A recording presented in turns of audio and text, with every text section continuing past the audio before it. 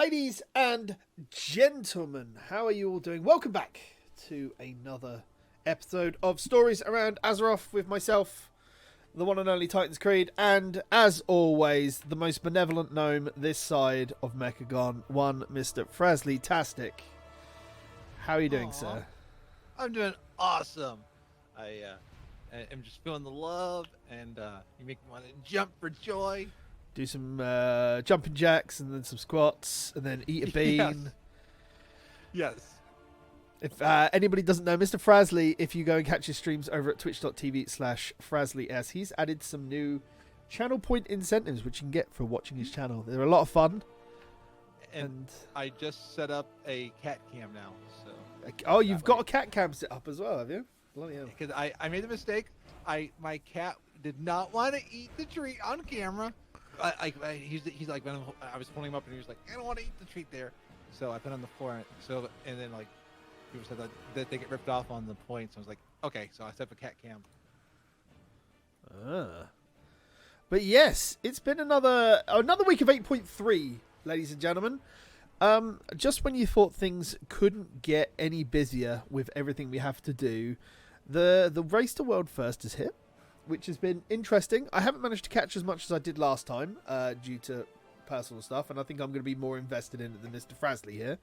But yes. It's been definitely interesting the way this one has evolved, I think, essentially. Mr. Frazley, though, what have you been up to this week? I know you've been a busy boy over on your stream this evening. Oh, yeah. This evening, I just finally unlocked Valpyra.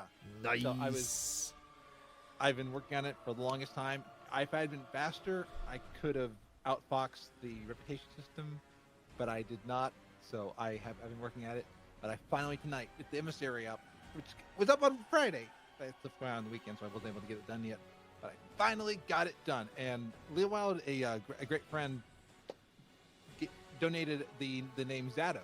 So it is the perfect name for a warlock. And I'm like, I'm Zato the Valpyra Warlock. And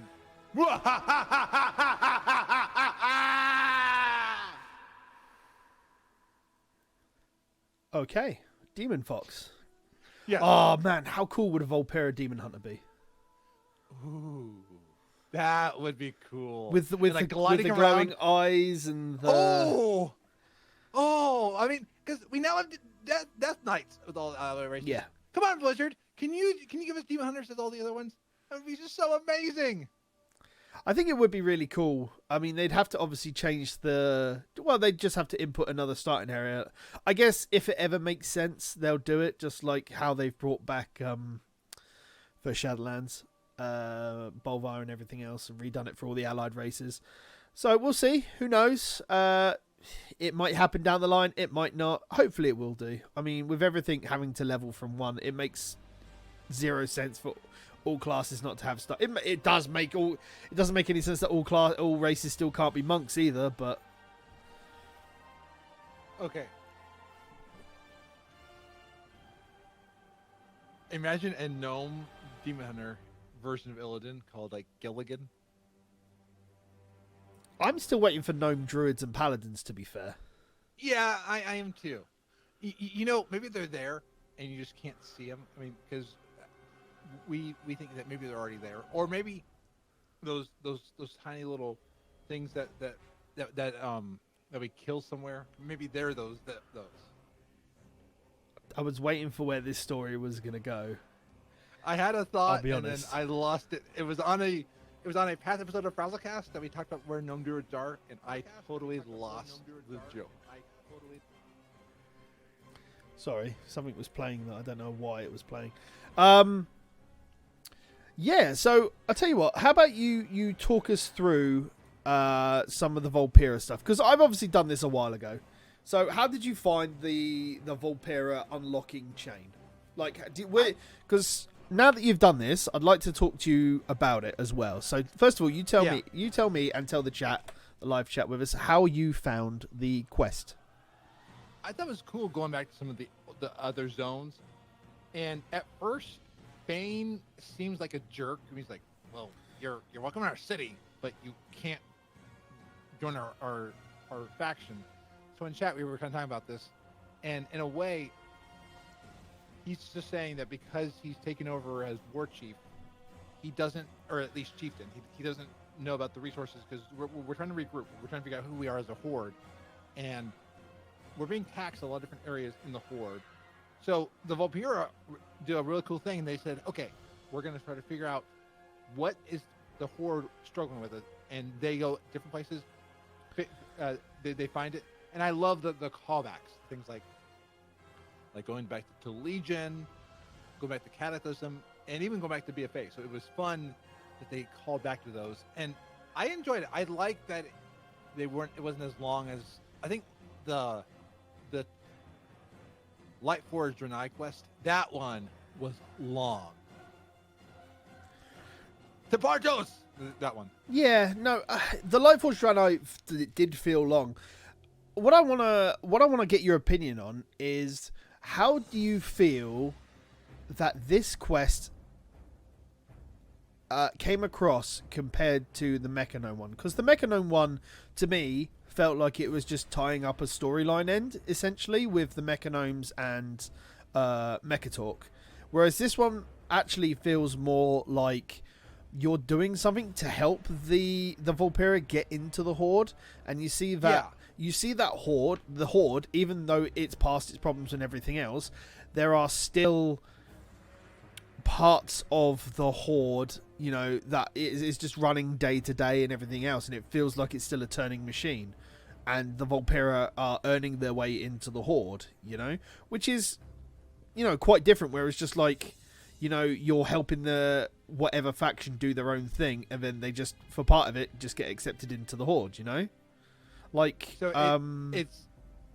it's building more storyline for the Horde, and it's kind of saying that maybe the Horde has issues that they have to figure out. Is that what I'm hearing you saying? Kind of. I'm just saying, like, Bane's trying to be a leader and do leader things, and like try to work out how to help the people as a whole, and because of that, he can already tell that the resources are taxed already for who he's trying to help already, rather than try to get more people in the Horde. And then they obviously show that the Volpira can be a great asset to the Horde. It's showing different leadership types, because with the Mechanomes, we were trying to reconcile two different disenfranchised groups. Yeah, the gnomes and the Mechanomes, and you go to different gnomes saying, "Hey, do you want to bring this person in?" Whereas with the Horde, it's one person's opinion that gets you in. So I don't think it's quite fair to compare them same, but yeah, Mechanomes does in the storyline of Mechagon, and it feels that. Oh, and Mechatalk as well, essentially. Yeah, it just feels, I don't know, I felt more interested in the Volpera storyline than I did the Mechanome one, personally. I can get that, and for me, I like both. I felt tied to the Mechagon one, but I've been following the Mechanome story since the first sighting of it. Yeah, back at the beginning of BFA. So for me, I like the fulfillment, whereas like I'm not as closely tied to the Volpira side or the Horde side. So maybe it was what I was more interested in, and I liked the Volpira quest line. Yeah, no, it's really cool. I don't know. I don't know what it is about it. I just think that it felt more interesting to me as a story they were telling compared to going through the motions, you know? It just felt it was a quest line to just... With the Mechanomes, it just felt like it was a quest to essentially give them a reason to be part of the Alliance, whereas the Volpira wanted to be part of the Horde because the Horde helped them in Voldenai compared to the Alliance. As we've talked previously, you know, the Alliance essentially were hunting the Voldenai in the long run for it. But because, we helped the Voldenai wanted to join the Horde, and then because of that, they then earned a place in the Horde. Whereas if you look back at like Mag'har, they are still refugees that just ended up because a Horde champion went and helped them. If you look at the Nightborn, like again, they should have been an allied race to both people. There was no reason for them to join the Horde over the Alliance, just because they talked to Lady Liadrin, you know, and just Yeah. preferred her opinion and the Sunwell and everything else. And the High Mountain Tauren just siding with the Horde because they're Tauren. You know, both of those stories, the champion that any player plays, whether it be Alliance or Horde, went through both of those stories, you know, and helped them out in their own way. So, but this one, it just felt like the Voldenai just earned their way in, and I think that's why I enjoyed it more. I don't know. It's definitely something to me, but Yeah. Well, and I think it does bring up that like different stories resonate with different people, and because again, for Mecha Gnomes really, and not just because I love gnomes, but that one, it resonated with me, but I can see why Volpira would resonate more with you. And I mean, I am more of a Alliance aficionado. oh yeah, I just like lore stories in general myself. Yeah. That's, I do think that the Volpira does lend back to the Horde being a ragtag group of people that are coming together against odds. That part is cool, and I like that Bane is almost like Anduin in the regard that he's trying to lead the people and do the right thing. And even in this quest line, he was like, I don't want to make the wrong decision. I mean, it's all on me. Anduin was thrust into power with the death of Varian, and Anduin is still learning things. He may be making mistakes. but we did have Anduin's coming to terms with that during Legion, you know, as part of that whole storyline. So I think this is probably leading into Bane realizing it, because I mean, Bane's never been one to do quick decisions, and even he held back great restraint back in the scenario for BFA where he so wanted to smack Sylvanas and be like, Yeah. "You, Sylvanas!" Ah! The thing is, when it comes to the Horde, though, is that, you know, post Sylvanas leaving, there's a council now, and the problem I see with this from a storytelling point of view, they'll always treat it as a council, but because, you know, going outside of it and going to more of a Blizzard front, because Metzen no longer is there, you know, we probably won't see a lot of Thrall as part of this council, which is, again, is just going to be interesting / difficult. Plus, he's going to have to go back to Nagrand and, you know, deal with it with his wife and child, and so how long is he actually going to be in Orgrimmar as part of the actual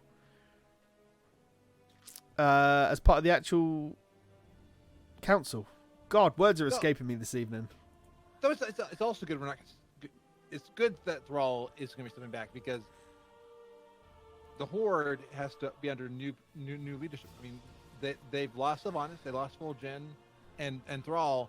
I mean, in a real world analogy, it's like Blizzard is they've changed leadership under the people. So the Horde trying to figure out who are they without these standard people. I want Thrall to not come back in all the way, because I mean, Metzen's not in here, and Metzen is Thrall.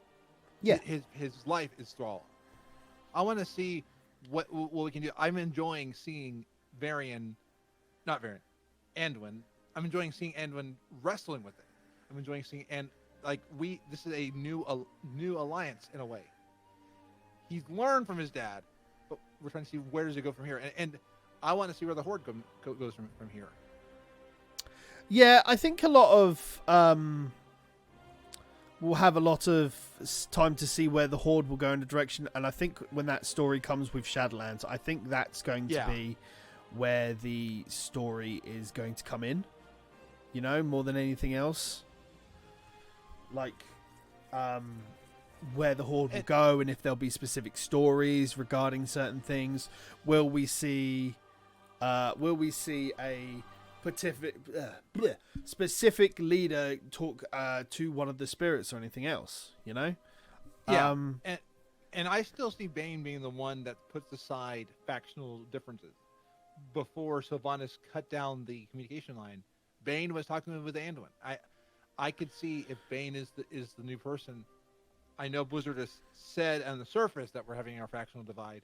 I still see the possibility that gets lessened or goes away in certain regards. So I mean, the factional divide has to exist for two reasons, really. One, because PvP still needs to be a thing in the game. It's already implemented, and there will never be a game without PvP. And B, it does allow for better storytelling. Don't get me wrong, I'd love to have one faction that is able to... I can play with some Horde players. Horde players can play with Alliance players. From a PvE standpoint, it would make so much more sense to be able to party up with someone, and it also gets rid of a lot of the divide when it comes to raiding, and people don't have to be pigeonholed into Horde or Alliance. But then again, it makes the Hall of Fame difficult for Horde/Alliance guilds, and then you've got mixed groups. I mean, you just have to change it to top X groups that do it and everything else.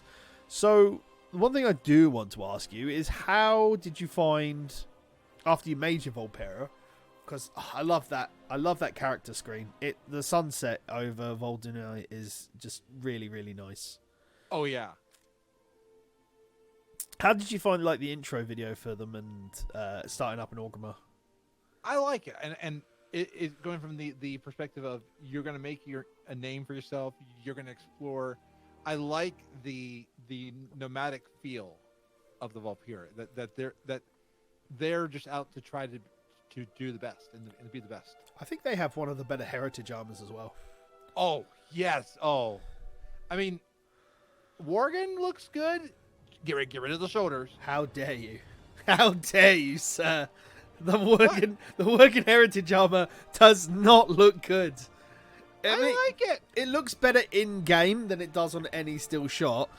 Yes. But it still could have been so much better. But I think even Horde mains have turned around and said that the Worgen heritage is terrible and that they really got bad. Some people enjoyed the Goblin one. I think it's just it's another casualty of BFA, to be fair. And I do think something like this, as Rose said, we need a world of Warcraft. We need a podcast. Your news and your latest takes on all the fashion trends. World of Warcraft. What is that like a podcast for all the furries who play a furry type class in? No, WoW. It's transmog. It's anything. All right. I think we need an expert on transmog, because I've got bad fashion sense, as people have said. And, you are trying to speed level a metal diaper gnome, so. Yeah. See. Wait. But I do wonder if opinions on transmog all depends on our point of view. Well, of course, everything when it comes to looks of any specific way will always be someone's specific point of view. That's just the way it is. Yeah. Just depending on how you feel like you look. I think I can make some quite nice transmogs from time to time. I had one during the raid the other day where, I think I had Capo and a couple other people. And Capo was asking me where I got certain stuff, and I just made my Death Knight, my Demon Hunter, just pretty golden. It was pretty cool. It's just a shame that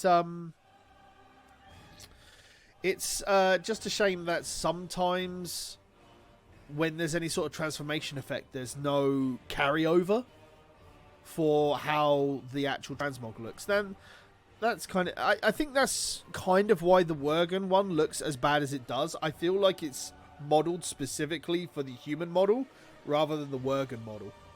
Yeah. But I could be wrong. The top hat looks pretty alright, I'll be honest. But I haven't logged back into my Worgen to do anything on it since I've got everything. And I have not gotten my Worgen to 110 yet, so maybe I've not put it. You need to get it to 120, I think. Oh, that's right, because it's not allied. Yeah. So see, I need to actually wear it before I can make any definitive guess on it, which is why I would not be a good host of a transmog podcast. Yeah. Well, you'd have to also, I think when it comes to people for transmog stuff, you'd have to go and run so many old raids on each of your classes as well.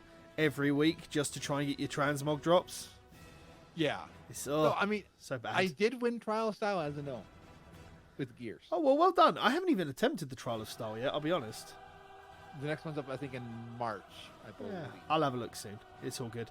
So, have you done anything else in the world of Warcraft this week, Mr. Frazley? Yes. Because so far, So everything we've talked about, you've just done today. So...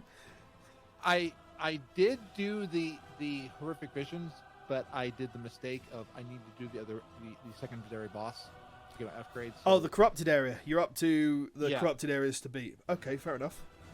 So, did you do this on your own, or did you do it in a group again? I did it on my own because I just unlocked it, and I felt like, okay, I want to at least go in there. I am glad that I understand how Valeria works. So Valeria, yeah. Oh, Valeria, yeah. I keep thinking of a different character from another thing. Yeah. But yeah, I'm gonna do it on Orgrimmar because I heard if you go to the barbershop, there's a nice toy. Yes, I found that, and I got that myself this week. I was coming back past the barbershop is in, I think it's in one of the lost areas, which is one of the harder sanity ones. I can't remember. Isn't it in the drag? It might be. I can't remember. I've got it now. I don't need to worry about it. You should know Orgrimmar, or do I forget? I'm over on the Alliance. I'm playing Alliance as well. I keep forgetting that because we can't play with each other because of regions. So I don't see what. All I know is that whenever we do the show, you're on the right on the. This is just a thematic look. All right, okay. Okay. Look, I'm just gonna have to change it up in the future, and I'm gonna have to adorn your screen with like lots of gnomish things, and I'll have to adorn mine with stuff, just things. But yeah, death and metal and death and metal. Yes, except I play a demon hunter, so probably fell and green. True. Indeed. So horrific visions. Yes. I did my first full clear this reset in Orgrimmar, which has unlocked one of the hard mode masks. To which point I spent the next 2 keys unlocking the other 2 masks, which requires you to have one of the faceless masks on, and then go and clear one of the lost area bosses. So I did a full clear to begin with, which was pretty fun. It felt pretty good. Like it was a lot of fun and everything else just to get it done in time. I think I finished it with about 300 sanity left. And I haven't taken the sanity booster either, so I don't have like 1,150 sanity. So I did it on my own as well.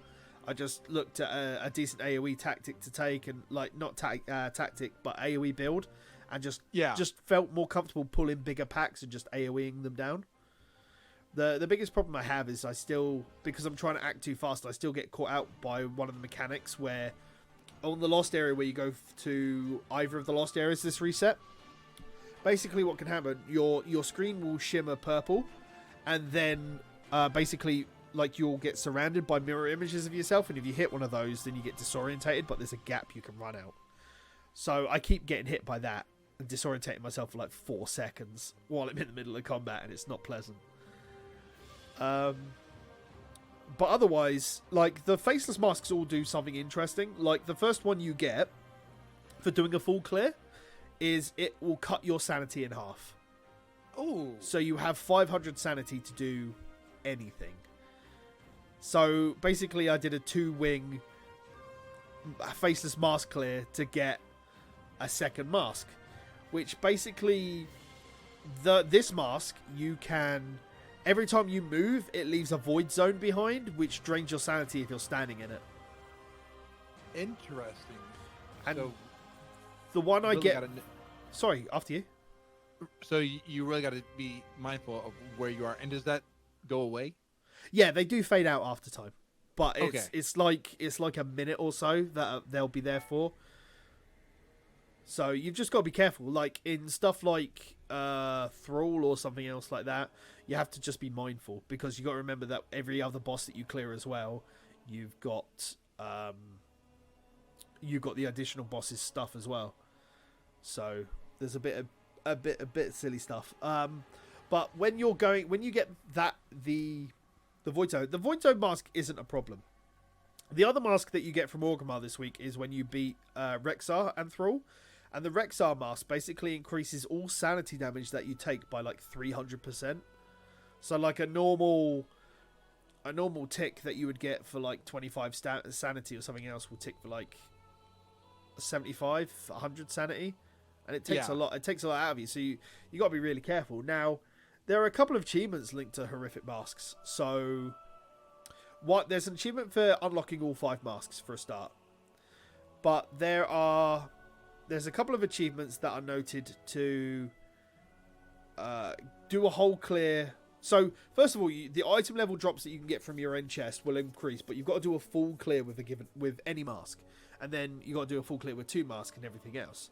Now, the reason why the masks make it hard mode is because for every mask you put on, the mob's health and damage is an extra 25% bonus, but you get extra corrupted mementos for this.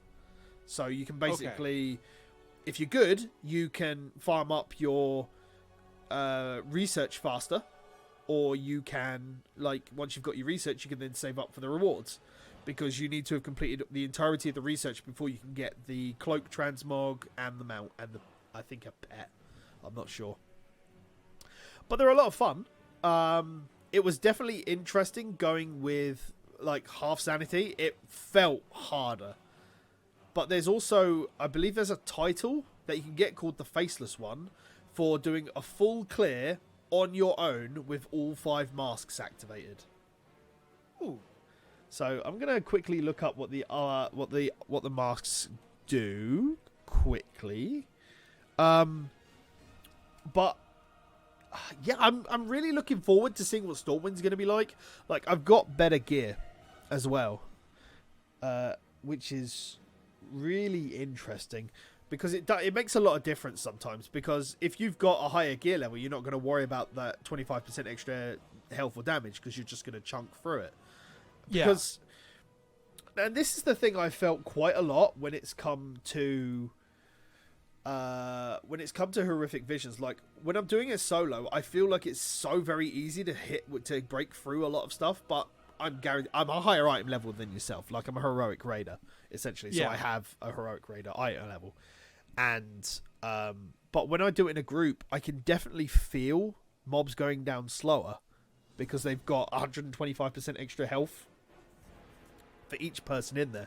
So if you go in with 5 DPS in a group, you're gonna be able to chunk through everything, because the 125% per player doesn't scale with 5 more players, especially if they're all DPS. But you take in, I think I might have mentioned this off the cuff last week, but if you take in a main character which is 440 item level when I first went in there, and my ult, who after doing all of the quest line for 8.3 and getting like the gear it gives you is about 410, there is a noticeable difference, especially because you don't feel comfortable on a non-main character. So, like, I think the character I took through first was a Death Knight, because it was another melee. It was I can play Unholy fairly well. It's not a difficult spec to play. You know, you just put up a disease and just go through it and everything else. So it's interesting, but I'm having a lot of fun doing it, and I'm looking forward to trying to do more. I think I've got another 2 keys worth after I finish doing dailies today. So I'll probably stream doing it, maybe a mask or 2, because I want to. Doing a full clear with with 1 mask on will definitely give me a higher item level. I think it's like 450, 460. Blah, blah, blah, blah, blah, blah. Trying to find information right now.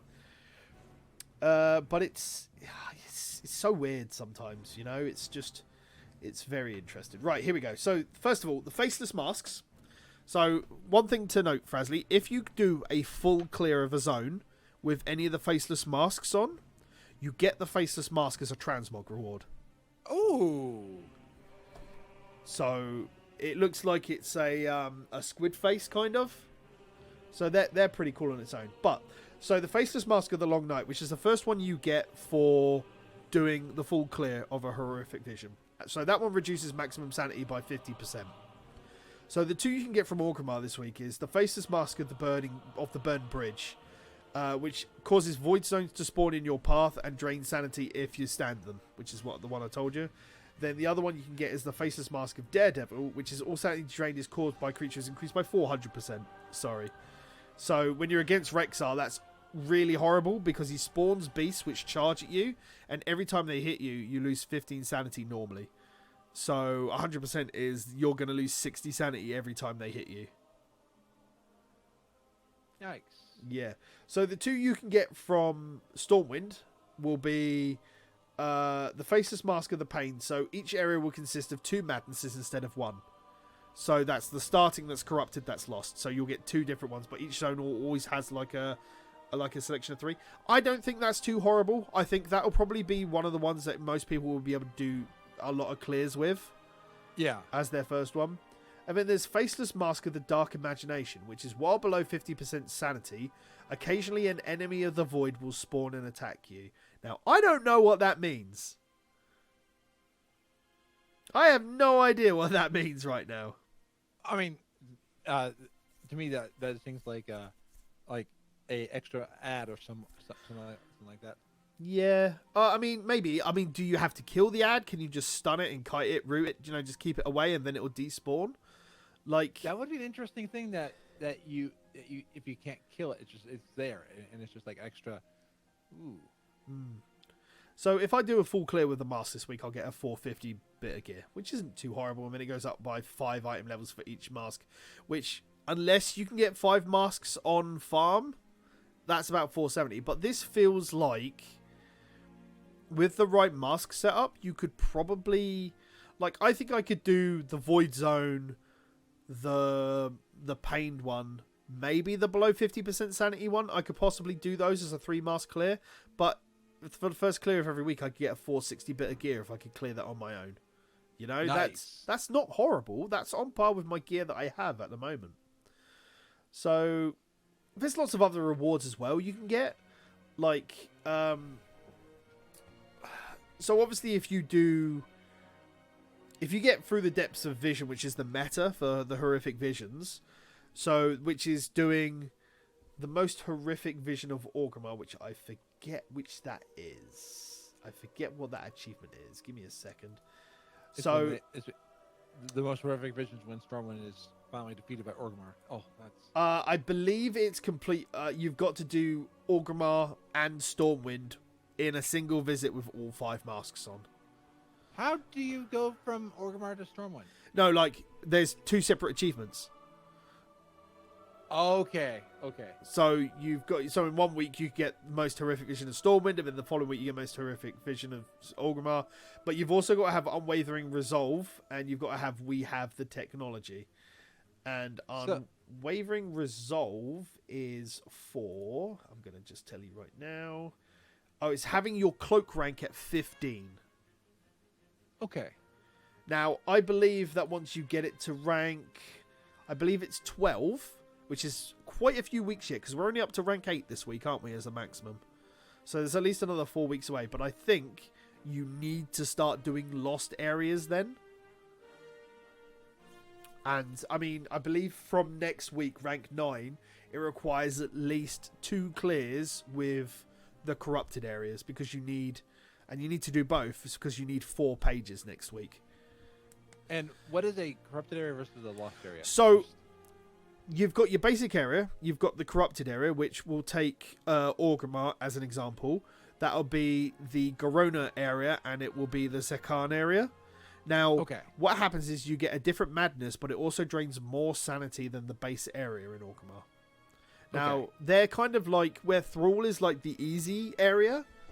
Like, the corrupted areas are essentially the medium difficulty areas, and the lost areas are the hard mode, because they've got another one, which is obviously the harder madness to deal with. Like, as I said, it's the 5 mirror images. You don't know where they're going to spawn with the gap.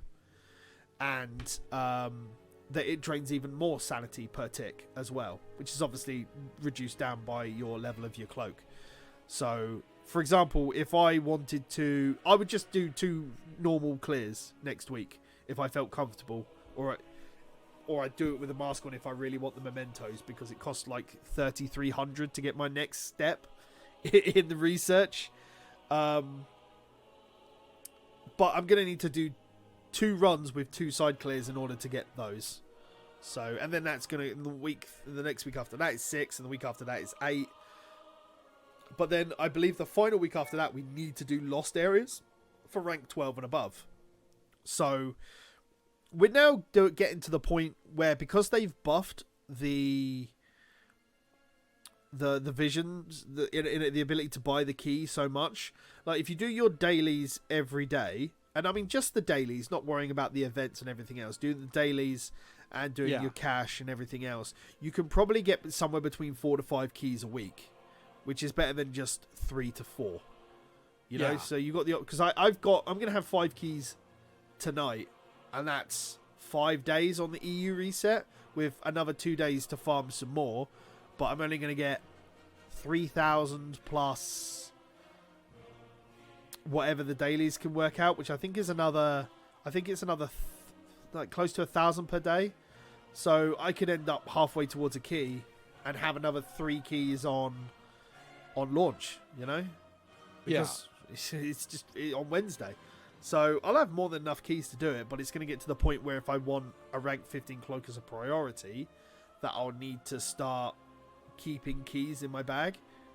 And like, because you can keep 5 of the keys on you and have 2.5 keys saved up. So it's going to get to a point where I'm going to need to, because like for rank 13, 14 and 15, I'm going to need 6 final truths, 12 final truths and 18 final truths, which are probably going to be 1 per lost area run, you know, which means that I'm going to need for week 13, if I want to get a rank 30, if I want to get that rank cloak for rank 13, I'm going to need to do 3 clears with both lost areas. The week after that is double. So I'm going to need to do my 3 runs only and then pull the rest of the keys I can get for the following week, because I'm going to need to do 6 runs. And then the week after that, I'm going to need to do like what's the next step up? I can't math right now. 18 divided by 2. I'm going to need to do 9 runs in order, if I want to get it the rank up per cloak every week. So I know the artifacts have a catch mechanic. I take it that there's not one for this because there's a finality to it. So, yes and no. The catch-up mechanic is where the cloak is gated per week. So, if you wanted to take an alt, if you took an alt through to get to horrific vision level, you'd be able to go up to the max of rank 8 this week if you were able to get the keys for it. You know, and get a friend to help you just do some of the corrupted areas. You could essentially do that, because you only need to kill Thrall 4 or 5 times, I think. Like 4 times plus the base time. And then you need to do a corrupted area and then 4 corrupted areas after that. So essentially you could catch up to rank 8, but you got to remember that once you get to week 15, you can then upgrade the cloak through doing more horrific visions, and there might be something that you might need to do a full clear with, like a faceless mask on, or by defeating Ny'alotha to get an upgrade material, similar to how the trinkets from Argus could get upgraded. He would drop a material, you upgraded it by 5 item levels. I don't think it increases the item level of the cloak. I think you just get more corruption resistance, because I think at rank 15 of the cloak, if you use one of the minors, you can get like 110 corruption resistance at rank 15, which is when it comes down to min-maxing for what corruption items you can use. I think, because in terms of raiding this week, we defeated Vexiona, Raden, and Il'gynoth on our second raiding day this week. But we're not going to get anywhere close to... because we've got the skip quest open now, so we've picked it all up, those of us who were there. But that requires us to get 4 more kills on Vexiona, Raden, and Il'gynoth before. But we're not sure if we can get time to get on to Carapace with doing 2 raiding days a week. So we feel like, I think that we'll get a heroic Raden kill before we get to rank 15 cloak, which is 7 weeks. Like, I was fully expecting us to get it within 7 weeks of it being open anyway. So, I don't know. But talking about rewards from the rest of it, there are, so if you get the actual meta achievement, which is having all of the reputations, Unwavering Resolve, which I forget what that is. Oh yeah, having the cloak to rank 15 and completing a horrific vision with all of the faceless masks unlocked. Basically, you get rank 4 of all of the new miners. Okay. And you also get a mount as well. But there's a title reward for doing all 5 masks on and doing it solo, which is called the Faceless One, which is a really cool title, and I want it. Yeah. I still think it'd be cool to run the visions with the insane. It would be nice to have a prefix and an affix for the titles. Yeah. It would still be cool. There's apparently a enchant illusion you can get from Ilaria's corrupted chest. So, which is Void Edge, which I think is just like a bluer version of the pre-order bonus for Shadowlands. Interesting that that even on the bonus they're giving you different color of that. Well, yeah, because I believe the one that you can get from the Shadowlands one is like a whitish look, isn't it? Yeah, this one is just like a blue look across all of it. Okay. So once you get all the research, that's an achievement there. And then if you get mementos after that, you can unlock a backpack transmog. So it changes your cloak into like a Rathian black dragon scale backpack. You know, that's good. You know, like how the recruiter friend has like a backpack transmog and everything else. And the transmog doesn't give you any extra bag space. It's just No. It's just a backpack look. So. Oh, come on! I would love it. So I've told you that if you complete a horrific vision with a mask on, it will give you a transmog. So there's 3 mounts. There's obviously the one you get for the meta. He's escaping. So if you open up the mailboxes around Orgrimmar or Stormwind, you have a chance to spawn a rare mob called the Mail Muncher. If you get it to spawn and you kill it, you get a mount. Nice.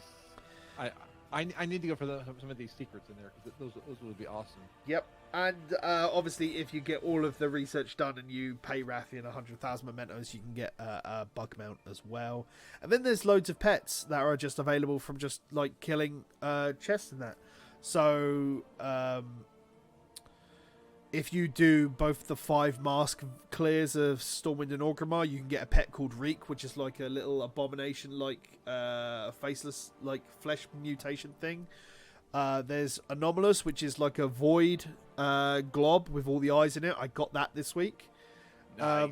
There's Cathuffa, which is Rexar's corrupted chest. If you beat him, there's a chance for a void corrupted pig to be in there.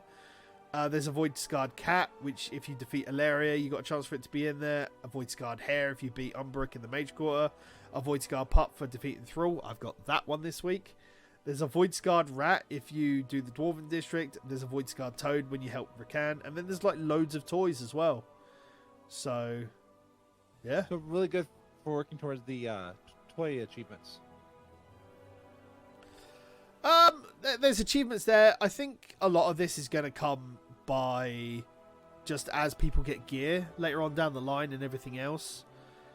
I also forgot that it's it's time walking week this week. Oh, so all of the time walking vendors have had their buyable gear upscaled to 410. So nice. That includes if you go to the Warlords of Draenor one, they have weapons. So if you have an alt that you want to level, you can buy a 410 weapon for a character because there is no weapon. There is actually no weapon as part of the quest line, because there was if you went to Nazjatar, you get a 370 weapon, but there's no weapon that you can get as part of the quest line. So I'm going to be logging on all my alts and going to Draenor and picking up 410 weapons on all my alts, because it's going to make my life so much easier because a lot of the melee stuff, a lot of their stuff's based on weapon damage still, whereas with like caster classes, it's just a big dump of intellect because they're two-handed weapons for the most part. So yeah, if you want to look at doing alts, go and get a 410 weapon from there, or get lucky from a world boss, your choice. Other than that, yeah, I think that's mostly been life, just doing the raid and doing horrific visions and just making sure I do my dailies every day. I think I'm like 56 of the way through level 78 on my heart, so I'm like only like a level and a half away from capping out the heart. Well, wow, capping the heart, because there's still going to be Azeroth to do. But like once I get to 80, I'm not going to do my Azeroth world tour every day. Now Azeroth can just come naturally to me. Yeah, and So. and then that's right. At 80, you get the trait that you can just keep pumping stuff into. No, so that got removed. Oh, So I missed that. yeah, so they removed that late in the PTR. So basically, what happens at 80? You get the last stamina node, basically, so an extra 3% stamina. But then what happens is that you'll still have Azerite levels, so there's no gold quests out there that replace all your Azerite world quests or anything else. So no free gold making. But what happens is you increase the item level and of the neck for every Azerite level you get then. But what a lot of people don't know is that the power of the essences is tied directly to the item level of the necklace. So if you want your Azerite essence stuff to be better on the neck piece, then you want a higher item level. It's not going to improve that much because the amount of Azerite you're going to need, because they'll cap off artifact knowledge essentially at some point. But so it'll be irrelevant because it won't ever scale down to like 1,000 per level ever. Okay. So it's just how much you want to do it, and it's going to require. I think it'll probably end up dropping to about maybe 35k or like for a level, and then it will just forever scale upwards per level because they won't just turn around and do one of the end an XP level and then it will continue going forward. Smart, because at some point you don't want to get people too powerful. No. Well, I mean, if the raid's beaten, at the end of the day, it's the best way to put the heart at that point, and the same with the cloak, because I'm not sure if the cloak has a finite endpoint. No one's really looked at that. I'm not entirely sure. But what's wrong with the power gains? Like, it means that if they choose not to put in any sort of nerfs in that, then they could just say, like, your ever-growing Heart of Azeroth power and your cloak that you can continuously upgrade from beating this off or doing your horrific visions, you can just incrementally increase your power that way. And that would work, that because they did say your neck will be usable on Azeroth in the Shadowlands.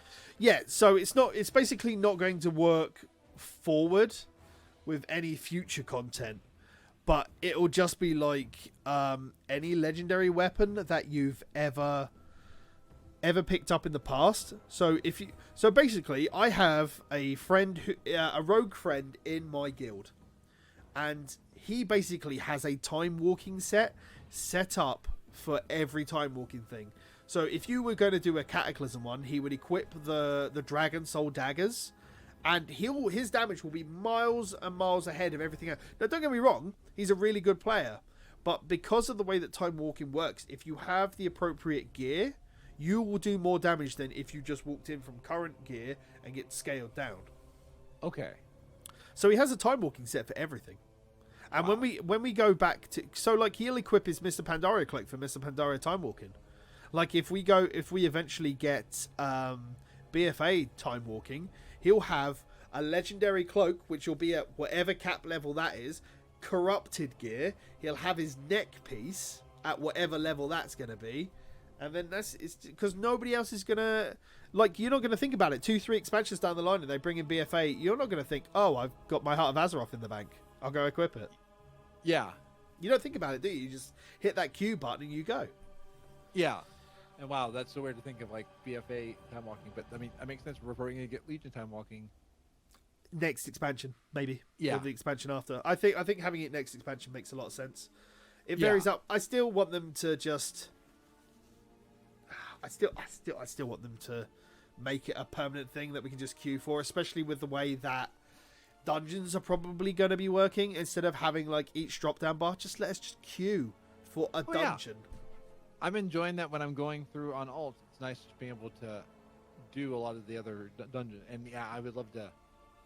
I think that would add a lot of fun, and again at a hard mode. I mean, I think that this divisions when you go into a dungeon at any level, be like, hey, I want to scale down to the time. I mean, even if you don't queue up for it, you're cool just to walk into a dungeon and say, hey, I want to scale for this.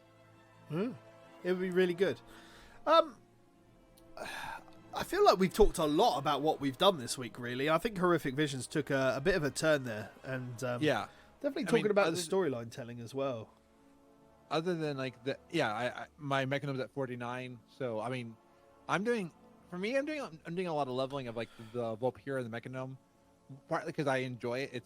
It's fun stream content for me to do because then I can be a little more distracted. I can do squats and stuff like that. So that's why I like leveling. Is I don't like having to. I don't like doing things that may have to make me focus too much. I do them, but it's nice just to be. I mean, I'm just gonna round up just a quick news thing on because obviously the Race to World First is the thing that's got all of. Essentially, it's the biggest news story that's happening in World of Warcraft this week.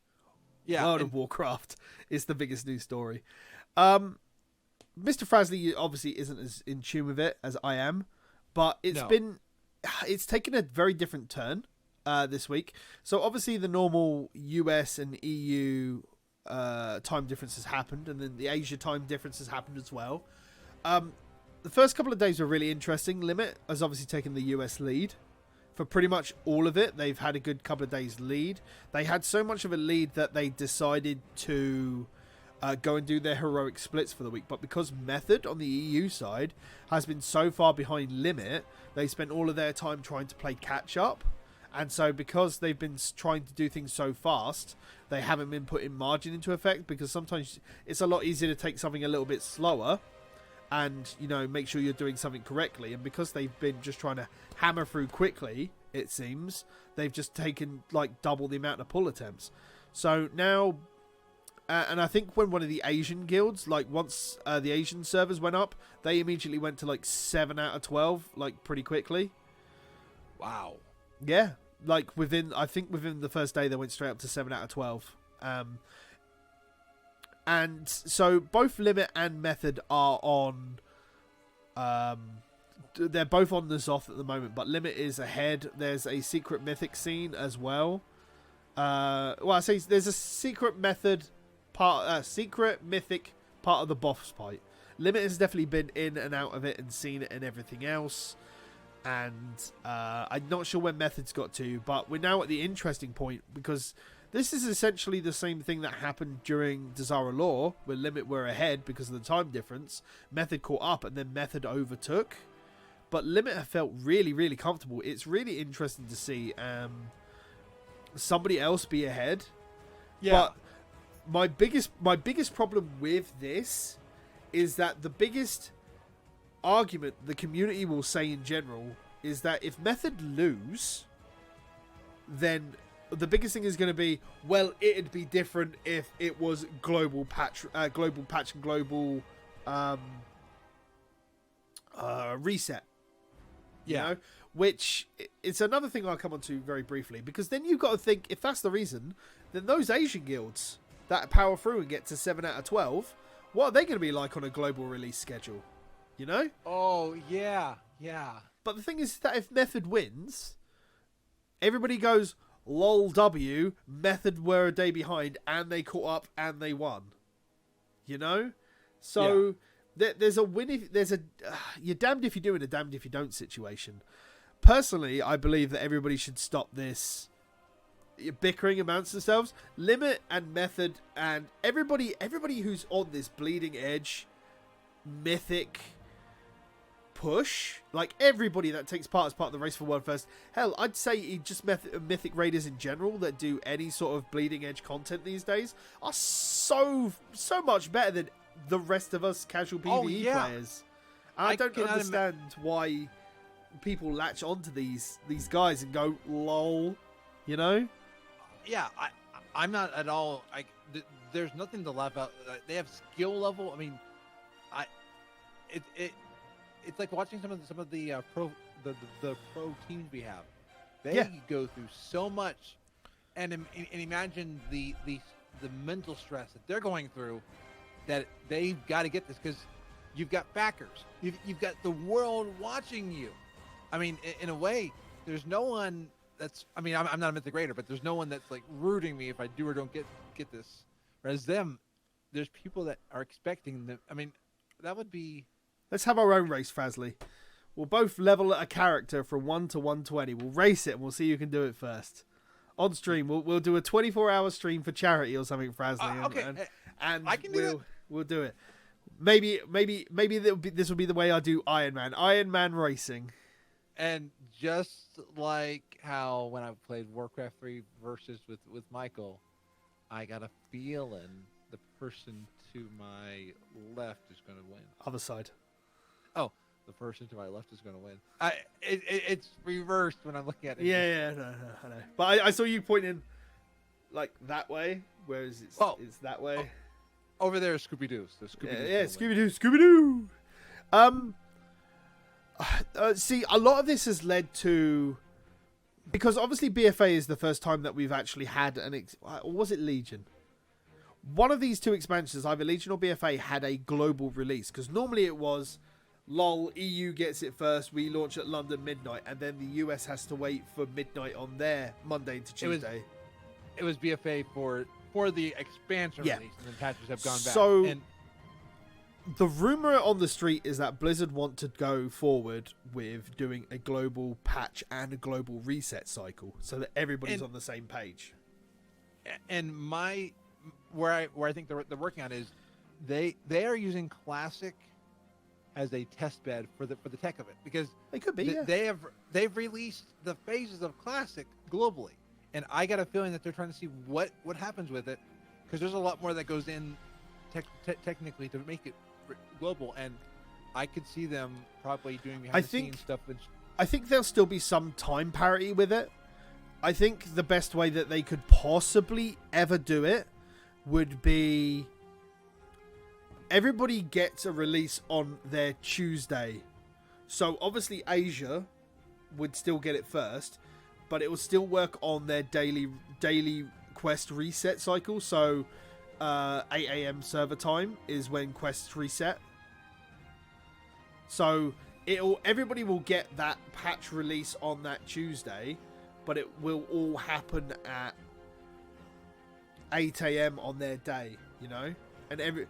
Because otherwise everything's going to be based on French time, because that's what the release for the expansion was. It was based on midnight French time, and that's when it got global release. So if you did it at 8 a.m. French time for a patch, I mean, that's like early in the morning for you, isn't it? Well, yeah. Though they didn't have that. No, actually, no. That was about like 9 p.m. for us when. Yeah, but that's the expansion. You're 5 hours behind, yeah, because that would release at midnight our time. So you're 5 hours behind. So that would be that's 3 hours. It wasn't too late.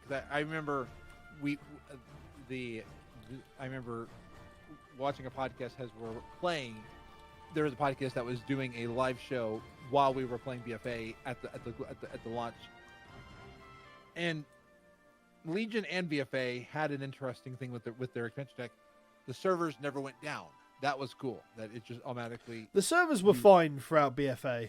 I think there was a little bit of lag every now and again. Yeah, especially we had lag, especially after certain patches at BFA. I remember I would feel like for a couple of days, even like the latest one, MOP, those zones. I had lag for it. That could have been add-ons. So I'm not gonna. So I got the global release times for BFA, yeah. So it was all based on Paris's midnight release schedule. So Paris had it at midnight. The UK had it at 11 p.m. New York, which I believe is your time zone, yes, was 6 p.m. EDT. That sounds right. Los Angeles was 3 p.m. PDT. So if we base it off Paris, so Paris gets it at 8 a.m. That'll be their daily reset, yeah? I would get it at 7 a.m., which means that you are 5 hours behind, which means that you would get it at 2 a.m. And then the West Coast, Los Angeles time, like PDT, would get it at 11 p.m. Now, that's all right for me at 7 a.m. in the morning. But if you were more hardcore in your World of Warcraft content intake, then would you want to be up at 2 a.m.? Nope.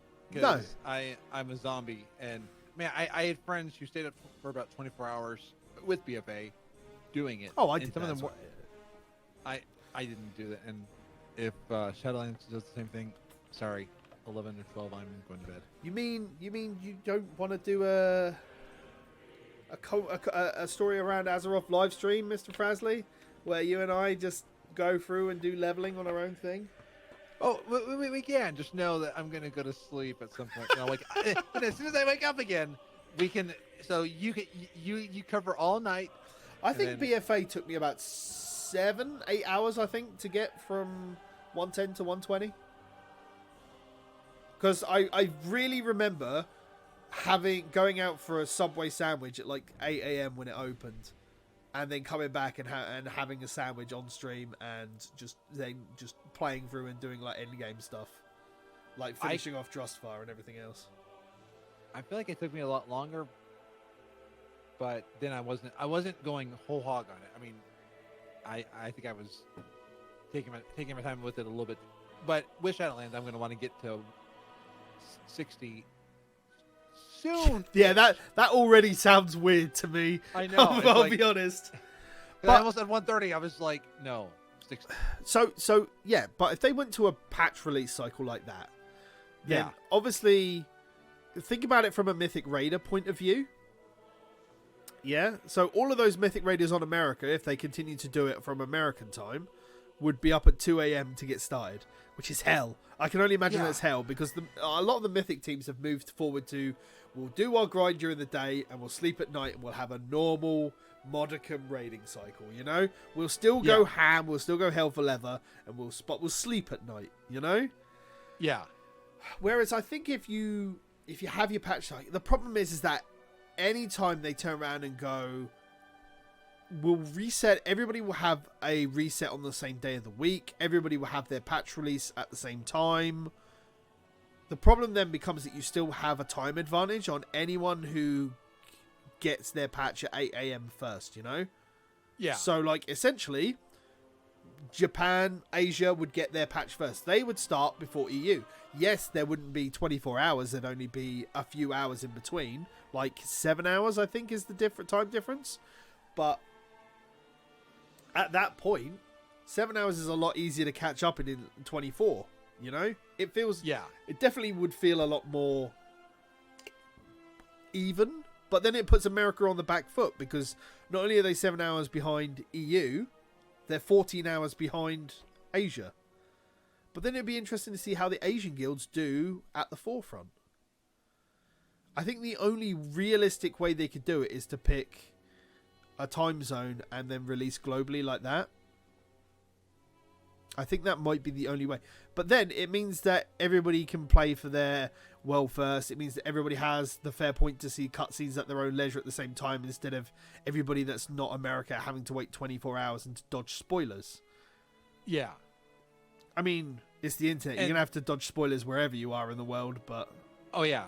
Like, don't know that in Sixth Sense, he sees he's actually dead. Yeah, that's it, isn't it? Oh no, I just ruined a huge spoiler. Yeah, for a however year old film, I guess. You had something you wanted to talk about today as well, didn't you, Mr. Frazley? Yes, and I completely forgot what it was. I did not write something it down. About questing, I think. Oh yes. Okay. World Quest. So I was looking at what Michael was saying on Twitter about World Quest, and so what did Michael say? So that this is as it is, yeah. Yeah, as it is. Michael of the Genome Project, and whenever they return, if they return, will be the Blue Recluse. He was saying how it's weird doing world quests, and you have like the war is still on, but the war's off. And I am with him on that. When I first heard about world quests and Legion, I thought, okay, cool. Every week someone's going to go in and like update the text and stuff like that. So like the world quests are going to be uploaded every week, where we're going to get different ones, and they're going to be modifying as you go along. Right, you got new stuff. And what we got with the world quests, I kind of feel like we didn't quite get at least what I thought we were going to get. I thought we were going to get new. I think a part of this we talked about last week, where we talked about how the story of the expansion then doesn't reflect the world. Yes. Oh, absolutely. So I do get what you're saying. Like, verbatim what Michael has put here is one thing that really bothers me in WoW, and maybe it's not even that big, is how world quests don't reflect the current content. The faction war is over. Bear with me 1 second. The faction war is over. Yet there are still Greymane telling me the Horde is invading and they must be stopped. So I get that. It's a big thing, you know. It's definitely something that is a thing, and because the story just doesn't evolve. It's the same in Legion. We had to still fight off the Nightmare in Val'sharah. We were still fighting off the Naga and everything else of persistent threats. The only way they've got to doing this is by introducing new world quests. And with each patch to try and tell a better story as that goes and that. Now, we're seeing a step back from world quests to more of a daily quest step as well. Which you would have noticed from Ny'alotha. And that's as it's moved from daily quest there into the daily quest that we have for the current 8.3 assaults. Now, I feel like it made sense in Ny'alotha because you picked an assistant, a follower, a companion, and then they had certain quests to help you out on that companion, and then you had your normal world quest target. I feel Ny'alotha made more sense, but now it's just I go to Uldum or I go to the Vale, and there are world quest events which are hidden on the map, and there are just daily quests in a hub to pick up, or 3 hubs depending on where you are. And it's very weird. It's very strange. And I get the ones with voiceovers, though. If you know where the story is going, you could script out the voices for every plot. Script out whatever lines the person's going to say. I mean, I know that's more work for the voiceover. I'll be honest for you. I just have an add-on these days which turns around and turns off all the talking heads after I've seen it once. Yeah. So I mean, where I would kind of want World Quest to go would be every week somebody just uploads, a team uploads new World Quests every week. That like that old World Quests are gone. Even if all they do is change the text in it. It would be cool, and I would love a team that's creating new world quests. A team that, I mean, the world. I'm with Michael that they feel stagnant at a point. They're like, okay, I don't even. When I first started Legion, I paid attention to the storyline of the world quests. I don't do a lot of that anymore. I admit that. I don't feel world quests have ever mattered. Essentially. They've always been targets to just go and do. Yeah. In terms of time saving, they're a hell of a lot better than just going to a hub, picking up a quest, going to do X target, and then flying back. Like, bonus objectives. Yeah, I think that's exactly what they are. Now, I'm trying to remember what it was where you used to do all of your daily quests, you head back, and then you got a target to finish off your day. I think it was Throne of Thunder that did that. Like, you finished everything off, and then you had an extra quest to go on and do, like, the end story for that day. But, and one thing I realized is once we move on to the next expansion, what they could do is they could keep all the old world... They could keep the old world quest database. If they were updating it every week, just keep those ready. And then as soon as we go to the next expansion, just cycle those back through. Can I be completely honest with you? Yeah, I think World Quest and Shadowlands are going in the bin. I think I could see that. I feel like they are intrinsically tied to the artifact power system, and after 2 expansions of artifact power, I think the community is completely, absolutely done with it. And I feel like World Quests and the way that they operate are specifically tied in people's viewpoint as to how the artifact power system works in its gains. Now, they could quite simply have an artifact power system and just put more daily quests in. But I feel like there's a lot of stigmatism towards the artifact power system, and if they did it again, then if they would do just remove an artifact power system in any way, go back to a gear-based system, and then turn around and just do daily quests again. And I feel like with the fact that we're going to be aiming on like 4 essential reps at the end of the game, like that they're going to be just daily quest based rather than world quest based, because we're not going to be building reps with other factions like for other. I think we'll have a main faction that we can still get rep with, but to change covenants there will be like a quest system, like a daily quest. You remember the repeatable quest hand-ins that we had back in like TBC and Wrath and everything else? I think we'll have something like that to change systems which are irritating and grindy and everything else to try and persuade people not to do it. But there'll be a hidden feat of strength, just like there was for Aldor and Squire, to do all 4 covenants on one character. Oh. Yep. I think there will be, I guarantee you, I bet there will be a hidden feat of strength to do all 4 covenants on one character. At which point, you can only do that at the end of the expansion, because there will be evolving storylines with covenants as we go through the expansion. And that brings in your replayability. Because one thing I thought with removing world quests, how do you get people playing in the game the same way that, like, when you've been doing the Azeroth World Tour, you've been playing the game over and over again? Yeah, so my Azeroth World Tour takes me about an hour, as every patch zone that's come out has added a little bit more time into doing that. So depending on how many's up in the Warfront that's currently available on the Realm, the Ny'alotha, and now I've got the 8.3 stuff, which takes a hell of a lot longer to do than just going to a world quest and doing Azeroth, because I've got a rep to grind at the same time. So my hour turns into about 2 to 3 hours of gameplay, which means I don't play anything else unless it's a day off. So and that's what Blizzard wants. Keep playing our game. This is the entire problem with BFA and what we've come to from Legion. Now, and I'm sure I've either said this before or will say it in a future episode, or probably a mixture of both. Legion got you to play an ult because your ult didn't feel behind except in the fact of legendaries.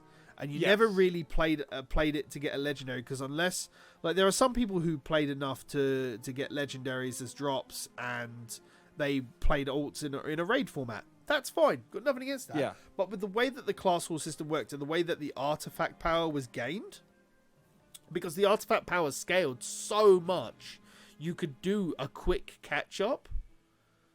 Whereas now, where they've kept artifact power the same in BFA, and it's just a casual grind, like the amount you need per level drops, it makes it slightly harder, because you can only gain so much Azeroth power in a given day, whereas artifact power, you could quite easily just jump so far ahead, like, and catch up to your main just by doing a few world quests, because you were getting millions of artifact power from a given world quest. But because of the way the class war works, the game kind of incentivized you to keep playing, because your main artifact weapon would always be semi on par. Like, you might have to do a couple of days just to catch up in terms of where you wanted it to be, but your main character would always have its main story driven weapon, and you had a mainline story different for each 11-12 classes, you know. Now we have ults who, if you made an ult today and got it to 120, your 120 endgame, if you catch up, if you do the Ny'alotha quest, the catch up Azeroth puts your necklace at 50 now, flat, if you do the Ny'alotha line. So if you do Yeah. all of that story, you'll be at 50 plus whatever you'll get for finishing any mainline quest. Which is cool. The neck is there. What's the big problem with the neck come from Nashatar onwards? Essences. What are essences tied to? Doing stuff in the game. Yes. Blizzard's metrics now are how long, like Blizzard in an MMO metrics, not just Blizzard's metrics, an MMO metric is how long can we keep a given subscribed player playing. So you have extended time gates to continue. This is why time gating exists in an MMO, because they want you to keep playing past the time gate to get the lock. Why are there gates on doing the legendary cloak? Because they want you to come back week on and week out to keep playing the game. Yeah. So why does Azerite power take so long to get? Why are essences tied behind these massive grinds? Because Blizzard wants you as a player to keep playing, which is the core reason why they won't tie account-bound essences to the game, and I guarantee you it will happen in the expansion pre-patch, because they're like, you know, you're not going to be doing any of the activities anymore, so anything that you've gained on one character will be available on all the rest of your characters in the account. They'll get massive praise for it, but it'll have come too late. Yeah. Solely for the reason that it's irrelevant. You know, everybody who wants to level an alt will level an alt in a pre-expansion event, which will probably happen, which will probably be, I believe, some form of the zombie outbreak again, or it will do something. It will be a change on that, I imagine, because they won't do that same event 3 times. It will be more Shadowlands focused. Like there'll be rifts in the sky. It'll be another invasion, but it'll be rifts in the sky, and it'll be Reapers or whatever, and we'll have to fend them off in given zones. Now,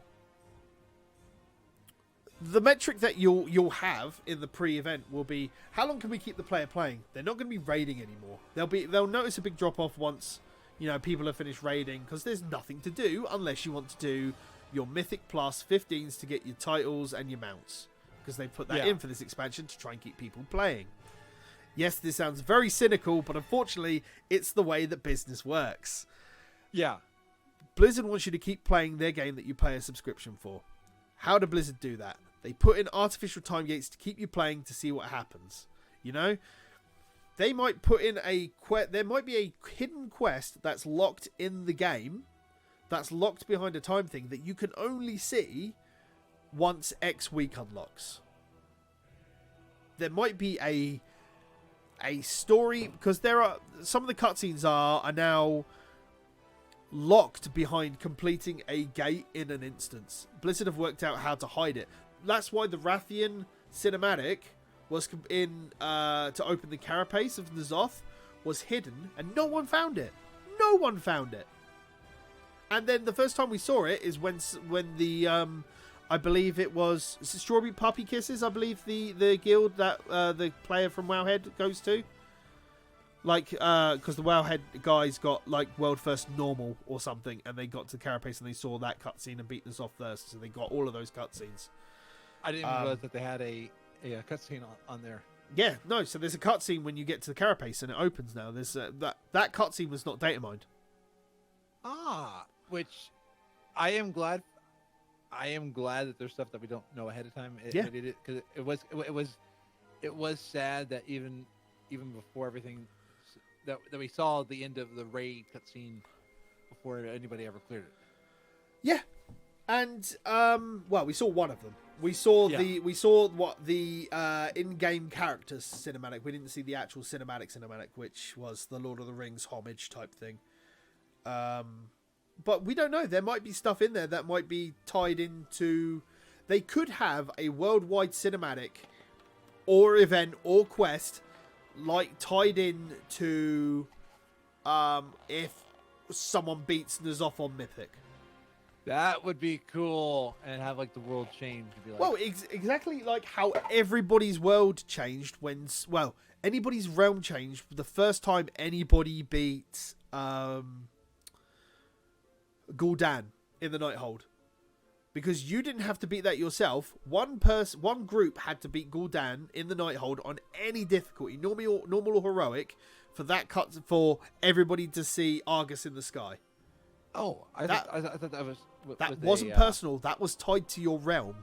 Well, I mean, I thought that was just an unlock. So somebody on my realm must have. I'm on the realm with convert to raid. So of course, yeah, of course they would have. So you would have logged in after they'd beaten it.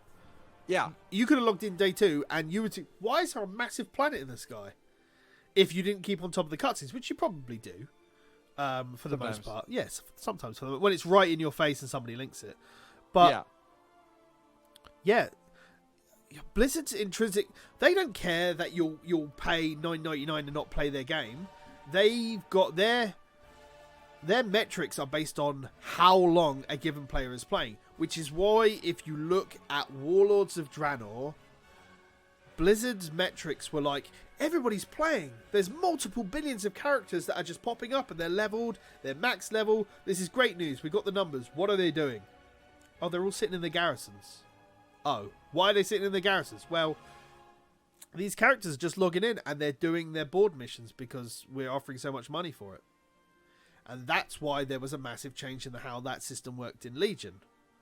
Now, to counter-argue, I can see if I were just to pay $10 but not be in the world, the world would be one less person full, and I could see that then like enough people are like, oh, he's not playing. Well, I don't want to play. Well, this is the other thing when it comes to metrics. Like, a metric for an MMO company is based mostly on two things. There are a few others that take it. It's how much income that the game is bringing in. Yeah. There's how much income, and there's how much time that a paying player will spend in the game. It doesn't even have to be a paying player, because there are free-to-play players that log in just on their free-to-play account and just do RP. There are people that do that. They literally just come into the game and they just RP it up to level 20. You know? Oh, yeah. So there are metrics on how long people are playing. Now, obviously, there's player engagement and social media statistics, but because they don't bring any revenue, or, you know, a lot of the times internet outrage can essentially be swept under the rug in a week or two, because as it blows over, which is why you don't see anybody really look at social media outrage from like a big company, and it'll blow up and they'll turn it away, because it's how the internet works, which is unfortunate. Is as soon as something happens, it'll be massive, it'll be huge for a week, but unless you've got someone pushing that narrative every day and is engaged with pushing that narrative, then that narrative just goes under the rug and people move on to the next big outrage on the internet. So social media metrics really don't come, which is why you will see that this is why a lot of the stuff changed way back when. Do you remember when everybody went, oh yeah, we're a Blizzard dev, you know, we'll answer as many questions as we can, and then all of a sudden, between Blizzard Heroes, StarCraft 2, Hearthstone, and everything else, they went, please, if you contact a dev will not answer your question. They will direct you to the main account. Like Warcraft devs, the Hearthstone account would answer questions, but these accounts didn't answer as much as possible. Was that in the beginning of Legion? No, it's before that. Okay, then I was not here when that was happening. So a lot of some devs answer questions, like some of them do, but there was a big change, and they were like, we can't answer your questions anymore. You have to go to the main account. You know? Yeah. But a large part of it could have been they don't want their devs bothered on their personal accounts. And then also policing the opinions, because that is another big thing. Because like, he promised that, but we didn't get that. I could see it's also getting an answer from one person when it turns out it's not the correct answer down the line as well. Yes. I believe a lot of it also comes from when the main websites were tracking blue tweets as well, because I do remember that. Yeah, because that would come from anything they would say rather than and then if they said something worthwhile that was reported on, it'll be in the main body of a post on that given day. So there's a lot interesting there, and there's a lot not interesting, but like, it's really hard because I like what Blizzard represented as a company way back when, but you got to remember that times have changed and big business has changed, and the way how it's changed and the way how the internet's changed from in 15 years. Yeah. And the way business has changed as well, and how people judge metrics and everything else. And especially when we look at Blizzard and World of Warcraft as an MMO, and we look at how much content we consume, you know? Yeah. And then we'll complain about the time we spend in game when we want to go somewhere else and play a different game, or we've got to go to work, or we've got to go see friends, and we've got to do outdoor stuff, and then we complain that we're not home playing the game, and when we're in the game we're complaining that we haven't got enough stuff to do because we've done it all already. Yeah. So there's a lot of metrics to take into advice here. But yeah, I think that's a good point to end on, and I think we kind of cut off your question, so I think we'll come back and revisit that next week. Yeah, I'll put that on the docket for next week, and we'll revisit world questing a bit more. I think because I think it's a good topic to talk about, and rather than me curtailing it into a massive spin-off. And if you're listening, send in your feedback on the world quest to whatever feedback thing. Use the hashtag Stories Around Azeroth. Me or Frazley will check it. If you use the hashtag, it's something I've been meaning to put on the video cast anyway. I use it whenever I'm going live anyway with the actual stream, or when the podcast goes live. Use the hashtag Stories Around Azeroth if you want to put in your feedback about the world quest system, daily quests, how you feel it is, if you like it, if you don't, whatever. We'll have a look next week, and we'll get back and we'll try and read some of these off live, and I'll put it on the screen if I can. Ooh. Absolutely. And, yes. And maybe we could even say it in a... Say it in like a fun voice. Sir Poopy Pants 45 on Twitter says World Quest suck. I'll let you do that. I don't have a fancy voice modulator. Oh boy. Ladies and gentlemen, if you want to follow me on the social media, you can follow me at Titans Creed, at Gaming Phoenix. If you just want the gaming, streaming, video one, you can follow us live, like this show that we've recorded, over at twitch.tv/Project Phoenix Productions. You can catch the VOD over at youtube.com/Project Phoenix Productions. Mr. Frazley, where can they find you on the internet? You can find me on Twitter at Frazleytastic.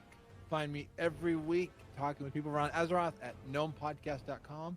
And on Twitch, where I'm doing squats and stuff, at gnome.live. Or twitch.tv/FrazleyS. Yes, that too. That too.